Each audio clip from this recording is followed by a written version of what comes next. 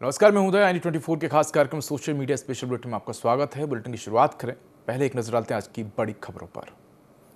तो भारत लाया गया 26/11 का मास्टरमाइंड तहब्बुर राणा। NIA की स्पेशल टीम राणा से पूछताछ करेगी।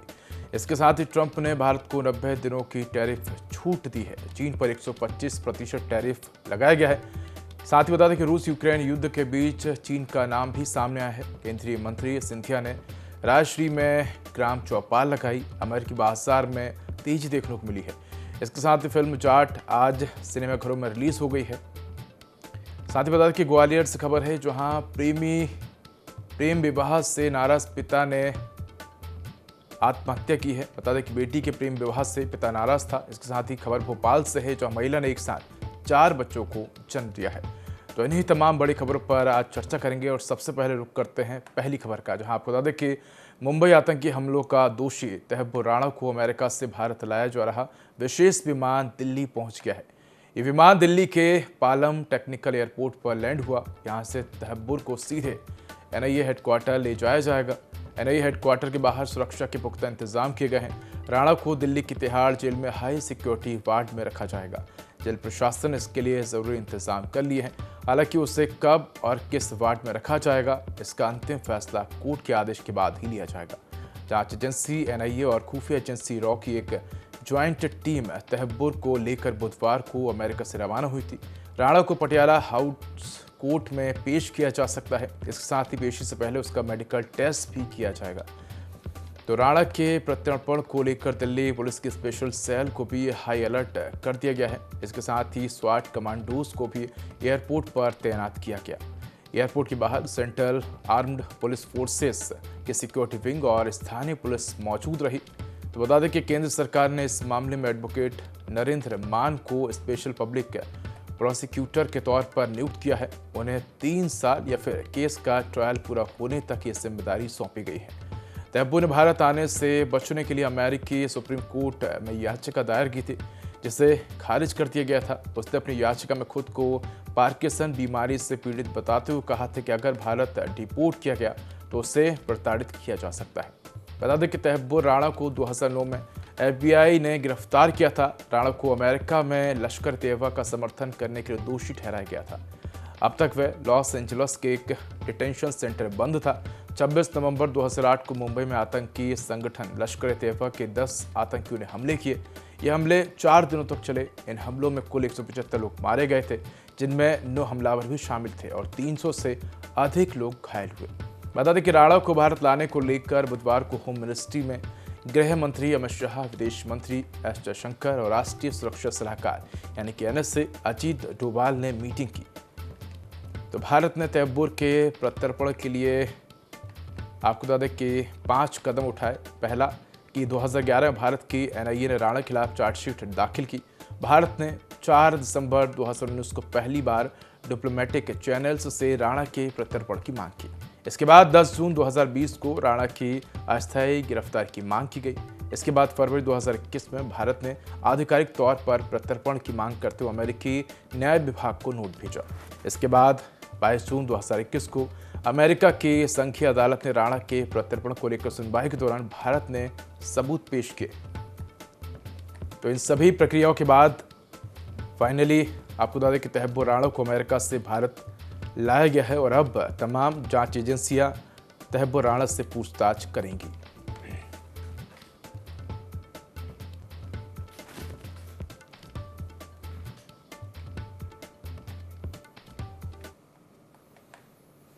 मुंबई पर 26/11 हमलों के मुख्य साजिशकर्ता तहब्बुर हुसैन राणा को भारत लाया गया है। भारत ने ठोस सबूत दिखाए, उसी आधार पर उससे अमेरिका से लाया गया है। लेकिन अजमल कसाब की तरह राणा को फांसी के फंदे तक पहुंचाना संभव नहीं है। भारत को इस मामले में अंतर्राष्ट्रीय प्रत्यर्पण संधि का पालन करना होगा। इसके तहत राणा को ना तो फांसी की सजा दी जा सकती हो, ना ही उसके खिलाफ कोई नया मुकदमा दर्ज किया जा सकता है। भारत में राणा खिलाफ केवल उस मामले में मुकदमा चलाया जा सकता है जो उसने प्रत्यर्पण के दौरान अमेरिकी कोर्ट के सामने लिख कर दिया है। भले ही राणा खिलाफ भारत ने कई मुकदमे दर्ज कर रखे हों, लेकिन उसके खिलाफ केवल वही मुकदमा चलेगा जो प्रत्यर्पण कोर्ट के सामने लिख कर दिया गया है। मामले की जानकारी रखने वाले एक वरिष्ठ अधिकारी ने नाम न छापने की शर्त पर कहा कि यहां तक कि इस मामले में भारत ऐसी कोई नई धारा भी नहीं जोड़ सकता जो उसे प्रत्यर्पण कोर्ट के सामने ना बताई हो। अधिकारी ने कहा कि नियमों के मुताबिक जिस मुकदमे को यानी कि मुंबई हमले को आधार बनाकर राणा को भारत लाया गया है तो उस पर केवल मुंबई हमले का ही मामला चलेगा, भले ही पूछताछ के दौरान वे अपने भारत में किए गए अन्य अपराधों को भी कबूल कर ले। राणा को इस पूरे मामले की सुनवाई के दौरान ना तो जमानत मिलेगी और ना ही उसे जेल से पैरोल दी जाएगी। पूरे मामले की सुनवाई के दौरान उसे जेल में ही रहना होगा। साथ ही जो सजा उसे भारतीय अदालत देगी उसे जेल में पूरी करनी पड़ेगी, लेकिन ये मौत की सजा नहीं हो सकती। राणा की तर्ज पर ही भारत सरकार कुख्यात माफिया सरगना अबू सलेम को भी प्रत्यर्पित करके लाई थी और उस मामले में भी ये स्पष्ट था कि उसे मौत की सजा नहीं दी जा सकती। साथ ही उस पर केवल वही मुकदमे चलाए गए जो प्रत्यर्पण के दौरान भारतीय एजेंसियों ने विदेशी कोर्ट को बताए थे। तो मुंबई पुलिस ने अबू सलेम के भारत आने के बाद उस पर मकोका के तहत एक नया मुकदमा दर्ज कर दिया था, लेकिन बाद में मुंबई पुलिस को अपना ये मुकदमा वापस देना पड़ा क्योंकि अबू सलेम ने उसके खिलाफ कोर्ट में अपील कर दी थी। राणा को यदि भारतीय कोर्ट आजीवन कारावास की सजा देती है तो वह उससे भुगतनी पड़ेगी।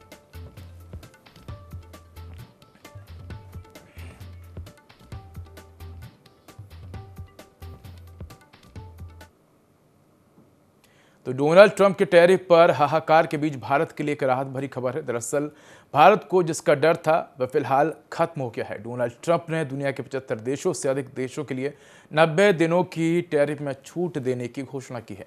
इस राहत वाली लिस्ट में भारत का नाम भी शामिल है। ट्रंप ने भारत को टैरिफ से छूट तो दी है, मगर चीन पर जरा भी मेहरबानी नहीं दिखाई है। डोनाल्ड ट्रंप ने टैरिफ पर 90 दिन का ब्रेक यूं ही नहीं लगाया है। इसके पीछे भारत की कूटनीति का कमाल है। जी हाँ, जैसे को तैसा वाली हरकत चीन को भारी पड़ गई, जबकि भारत ने टैरिफ वॉर पर बहुत दिमाग से काम लिया। इसका नतीजा अब सबके सामने है। अब भारत पर 90 दिनों तक 26% वाला टैरिफ नहीं लगेगा। अभी केवल 10% का रेसिप्रोकल टैरिफ ही लागू रहेगा, जो पहले से ही था। जबकि चीन पर ट्रंप ने टैरिफ वाला हथौड़ा चलाया है। अमेरिका ने चीन से आयात पर शुल्क की दर यानी कि टैरिफ बढ़ाकर 125% तक कर दिया है। तो भारत को टैरिफ में छूट क्यों मिली, ये एक बड़ा सवाल है। और बता दें कि सवाल ये है कि आखिर अमेरिका ने भारत पर प्यार क्यों बरसा है और चीन को क्यों इतना ज़्यादा रगड़ दिया है। तो इसके सबसे बड़ी वजह है कि दोनों देशों की कूटनीति। भारत ने मुश्किल समय में संयम का परिचय दिया। 2 अप्रैल को जब डोनाल्ड ट्रंप ने टैरिफ लगाया तो सबको एक नज़र से देखा। सभी देशों पर समान अनुपात में टैरिफ लगाया था। इसके बाद पूरी दुनिया में हाहाकार मच गया। चीन पर 34% तो भारत पर 26% टैरिफ लगा था। ट्रंप के फैसले से भारत पैनिक नहीं हुआ। उसने सूझबूझ का परिचय दिया और कूटनीतिक चैनल से बातचीत का रास्ता अपनाया।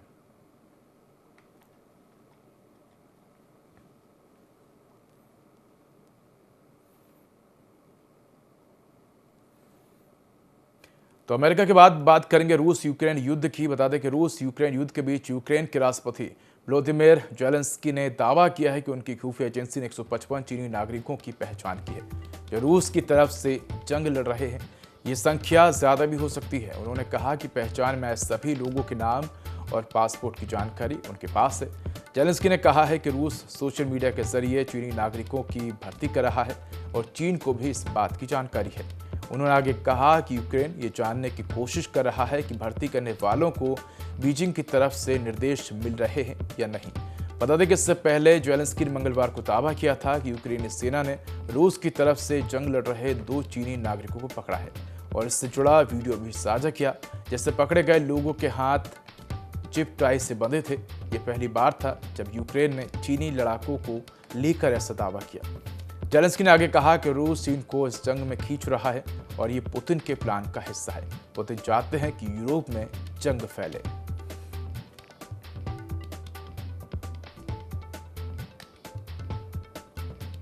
तो खुफिया एजेंसी ने कई चीनी नागरिकों को पकड़ा है। इसके साथ ही आपको बता दें कि यूक्रेन इस बात की जांच कर रहा है कि ये जो नागरिक हैं क्या उनमें किसी भी तरह से जो चीनी सरकार है उसका हाथ है या नहीं।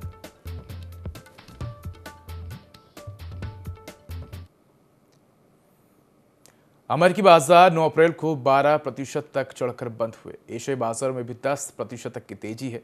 वहीं भारतीय बाजार आज महावीर जयंती की छुट्टी के कारण बंद है। बाजार में आई इस तेजी की वजह राष्ट्रपति डोनाल्ड ट्रंप का वो फैसला है जिसने उन्होंने चीन को छोड़कर सभी देशों पर रेसिप्रोकल टैरिफ को 90 दिनों के लिए टाल दिया है। लगातार 4 दिन की गिरावट के बाद अमेरिकी बाजार में तेजी आई है। 8 अप्रैल को अमेरिकी शेयर बाजार लगातार चौथे कारोबारी दिन गिरावट में बंद हुए थे। डाउ जोन्स इंडेक्स 320 अंक या कहें कि 0.84% की गिरावट के साथ 37,645 के स्तर पर आ गया था। शुरुआती कारोबार में इसने करीब 4% की तेजी थी, यानी कि ऊपरी स्तर से करीब 5% नीचे बंद हुआ। वहीं अमेरिकी बाजार का SP 500 इंडेक्स 79.48 अंक या 1.57% की गिरावट के साथ 4,982 के स्तर पर बंद हुआ। टेक्नोलॉजी शेयर के इंडेक्स नेस्डेक कंपोजिट में 335 पॉइंट या 2.15% की गिरावट रही। ये 15,268 के स्तर पर बंद हुआ। लगातार 3 कारोबारी दिन में डाउ जोन्स 10% तक गिरा था। वहीं मंगलवार की गिरावट के बाद 4 कारोबारी दिन में डाउ जोन्स की कुल गिरावट 11% से ज्यादा हो गई थी। हालांकि एक ही दिन की तेजी ने बाजार की इस गिरावट को लगभग कवर कर लिया। बाजार में अस्थिरता की वजह 3 अप्रैल को अमेरिकी राष्ट्रपति ट्रंप ने दुनिया भर में जैसे को तैसा टैरिफ लगाया था। भारत पर 26% टैरिफ लगाने का ऐलान किया था। चीन पर 34%, यूरोपियन यूनियन पर 20%, साउथ कोरिया पर 25%, जापान पर 24%, वियतनाम पर 46% और ताइवान पर 32% टैरिफ लगेगा। इस कदम ने टैरिफ वार शुरू कर दिया। अमेरिका के टैरिफ के जवाब में चीन ने अमेरिका पर 34% जवाबी टैरिफ लगाने का ऐलान किया। चीन के टैरिफ लगाने के बाद अमेरिका ने 50% एडिशनल टैरिफ लगाने का ऐलान किया। इससे कुल टैरिफ बढ़कर 100% से ज्यादा हो गया। ट्रंप की इस कार्रवाई के जवाब में चीन ने तय किया कि वो अब जवाबी 84% टैरिफ लगाएगा। 9 अप्रैल को ट्रंप ने एक बार फिर चीन पर टैरिफ को बढ़ाकर 125% तक कर दिया, लेकिन बाकी देशों पर 9 अप्रैल से लागू होने वाले टैरिफ को 90 दिनों के लिए टाल दिया है। तो एशियाई बाजार में भी तेजी देखने को मिली। जापान का निक्की इंडेक्स 2,900 पॉइंट या कहें 9.15% चढ़कर 34,610 के स्तर पर है। कोरिया का कॉस्पी इंडेक्स 151 पॉइंट या 6.60% चढ़कर 2,445 के स्तर पर है।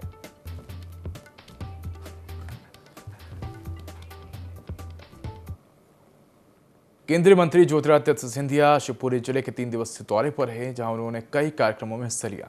केंद्रीय मंत्री सिंधिया ने ग्राम चौपाल को संबोधित करते हुए ग्रामीण संस्कृति की सराहना की और महिलाओं द्वारा प्रस्तुत लोकगीतों का आनंद लिया।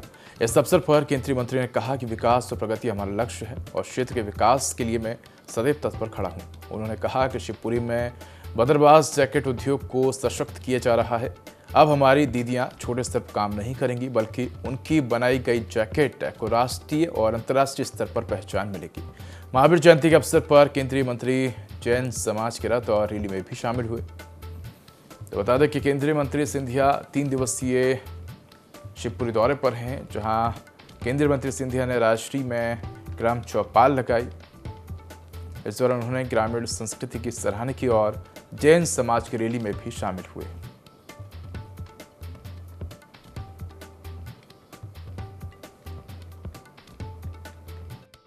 दीदियों के लिए बदरवास की मेरी दीदियां हैं, दीक्षा,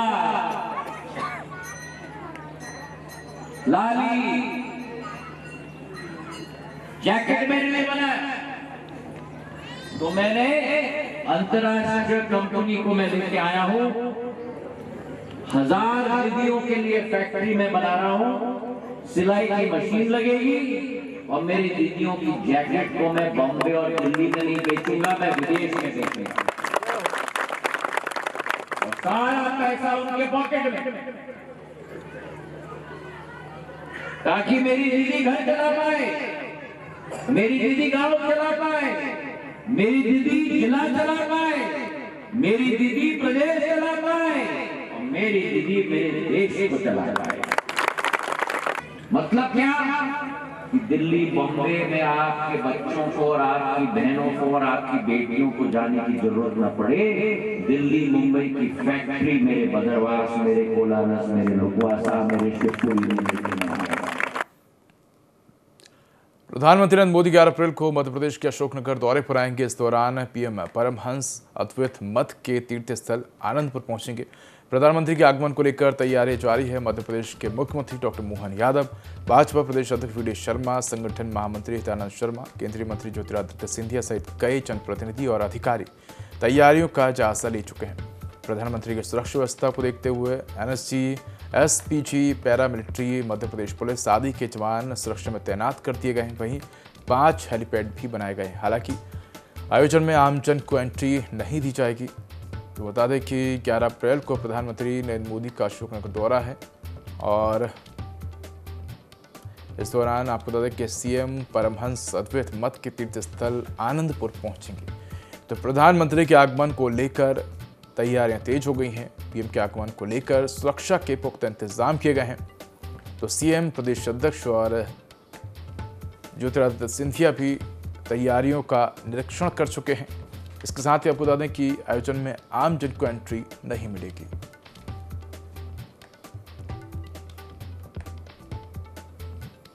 तो 11 अप्रैल को प्रधानमंत्री नरेंद्र मोदी का अशोकनगर दौरा है और पीएम के कार्यक्रमों को लेकर तैयारियां तेज हो गई हैं। लगातार सुरक्षा व्यवस्था की जांच की जा रही है।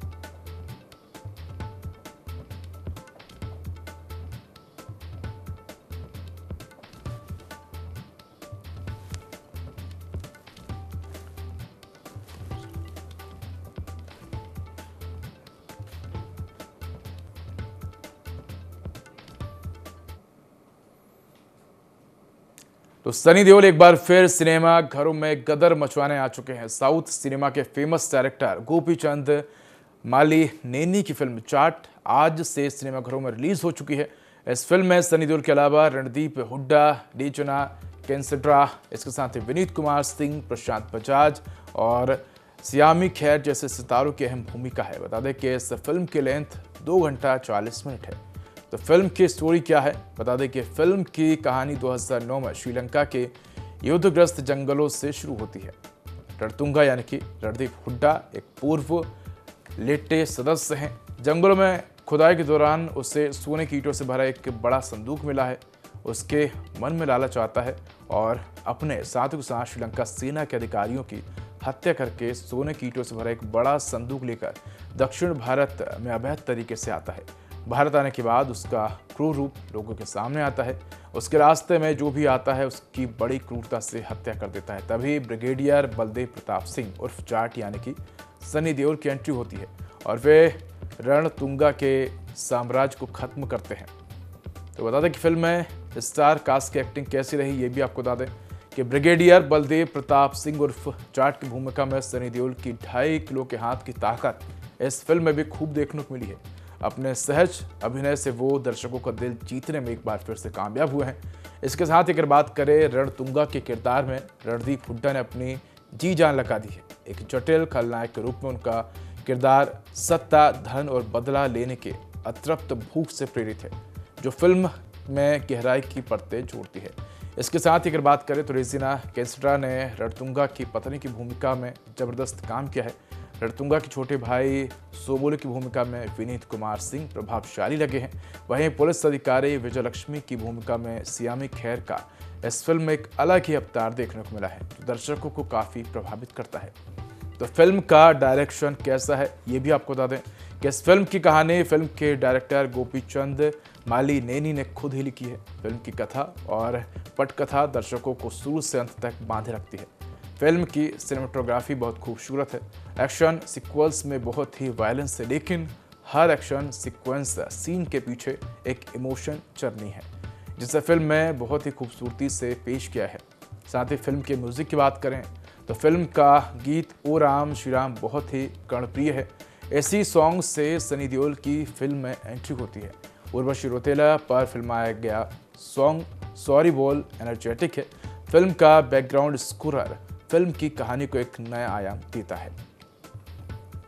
तो आज से सनी देओल की फिल्म जाट सिनेमाघरों में गदर मचाने के लिए आ चुकी है। बता दें कि साउथ सिनेमा के फेमस डायरेक्टर गोपीचंद माली नैनी की फिल्म जाट आज सिनेमाघरों में रिलीज हो चुकी है। उस फिल्म में सनी देओल के अलावा रणदीप हुड्डा, रेजना कैंसड्रा, विनीत कुमार सिंह, प्रशांत बजाज और सियामी खैर जैसे सितारों की अहम भूमिका है।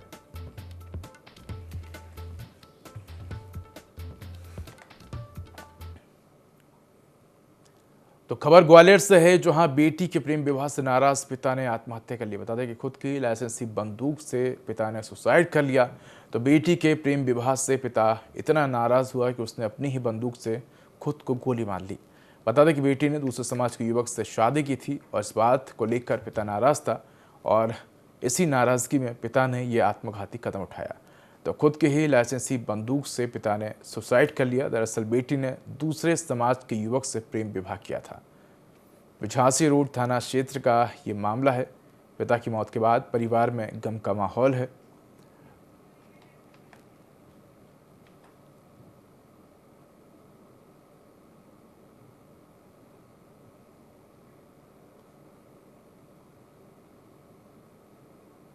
तो खबर भोपाल से है, जो महिला ने एक साथ 4 बच्चों को जन्म दिया है। 2 बच्चों की हालत गंभीर है। 2 बेटे और 2 बेटियां शामिल हैं और सभी बच्चों को आईसीयू में रखा गया है। तो बता दें कि महिला ने एक साथ 4 बच्चों को जन्म दिया है। हालांकि इन बच्चों में 2 बच्चों की हालत बेहद ही गंभीर बताई जा रही है। और अगर हम बात करें 4 बच्चों में, तो 2 बेटे और 2 बेटियां शामिल हैं और सभी बच्चों को आईसीयू में रखा गया है। तो ये तस्वीरें आपको दिखा रहे हैं भोपाल से, जहाँ एक महिला ने एक साथ 4 बच्चों को जन्म दिया है।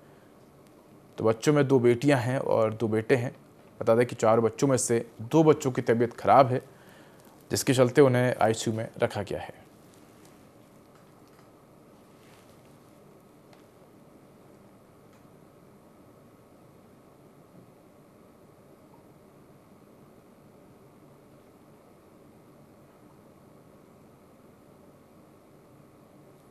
तो महिला ने एक साथ 4 बच्चों को जन्म दिया है। 2 बच्चों की हालत गंभीर बताई जा रही है और बच्चों को आईसीयू में रखा गया है। तो 4 बच्चों में 2 बेटे और 2 बेटियों को महिला ने जन्म दिया है। तो एक साथ महिला ने 4 बच्चों को जन्म दिया है। तो खबर आपको भोपाल से बता रहे हैं, जहाँ महिला ने एक साथ 4 बच्चों को जन्म दिया है। तो 4 बच्चों में से 2 बच्चों की हालत गंभीर है, जिन्हें उपचार के लिए आईसीयू में रखा गया है।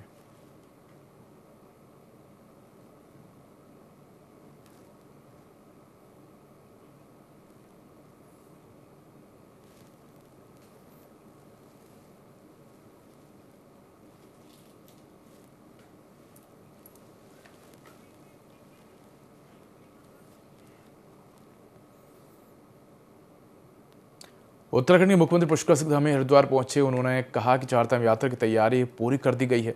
साथ ही उन्होंने कहा कि होटल वाले, तीर्थ पुरोहित सभी के सहयोग से यात्रा को सकुशल संपन्न किया जाएगा। साथ ही उन्होंने वक्फ बोर्ड बिल को लेकर विपक्ष के सुप्रीम कोर्ट जाने के सवाल के जवाब में वक्फ बोर्ड बिल की तारीफ की। उन्होंने कहा कि देश के संसद में उठाया गया ऐतिहासिक कदम है। चारधाम यात्रा की शुरुआत 30 अप्रैल से होगी।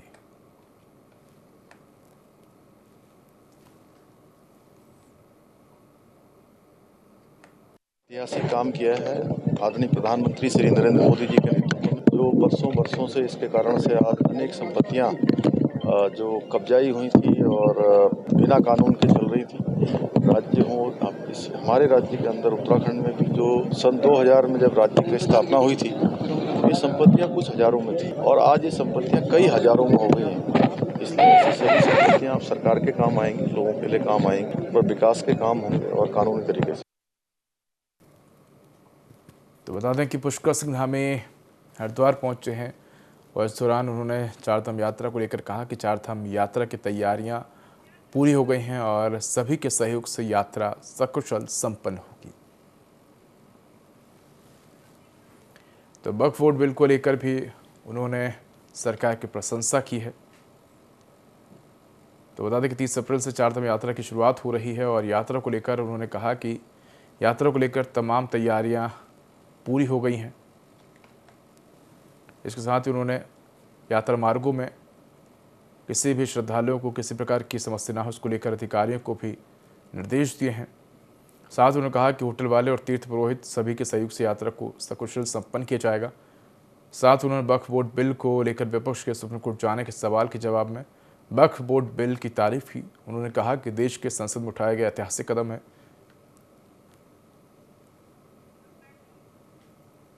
तो सभी के सहयोग से यात्रा संपन्न होगी। यात्रा की तैयारी को लेकर उन्होंने अधिकारियों के साथ बैठक भी की है और निर्देश भी दिए हैं। तो फिलहाल इस बुलेटिन में इतना ही। खबरों का अधिक अपडेट के लिए देखते रहिए IND24। नमस्कार।